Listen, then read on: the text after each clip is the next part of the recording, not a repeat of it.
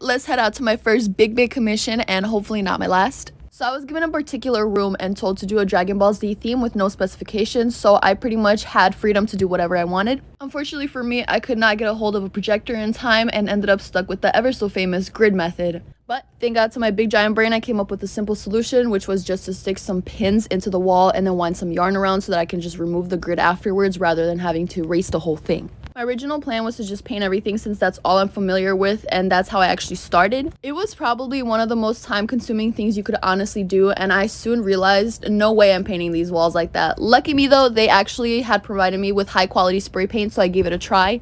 It took me a second to get a hang of it. In the past, I've used spray paint, but it always came out looking so dookie garbage. I was nearly convinced that I had negative skill when it came to aerosol paints or whatever. So I started out by learning how to evenly cover bigger areas and avoiding any small details since I had little to no control over the can still.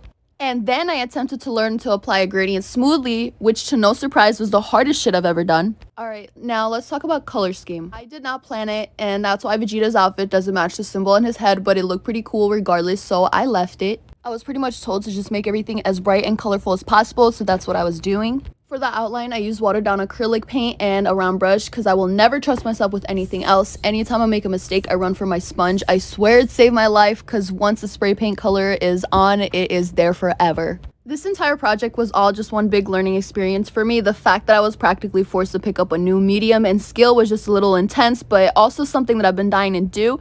It's just one of those art things that you simply can't really do because each can costs like $10, you know? And let's not talk about how many cans I used for this project. I felt as though spray paint was the closest thing to digital art because you can add gradients and transparent layers, and I just found that really cool. I was able to knock out a whole wall pretty much every single day, so I was there for about 7 days working on the entire room.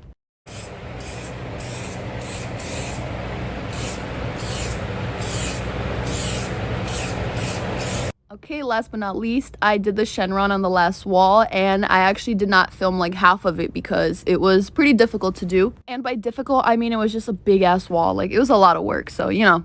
Alright, so I'm about to show you guys the finished product, and let me explain my concept real quick. So there was like a little section of the room that was kind of behind the other walls, and I decided to make it like a red room kind of ish, I don't know.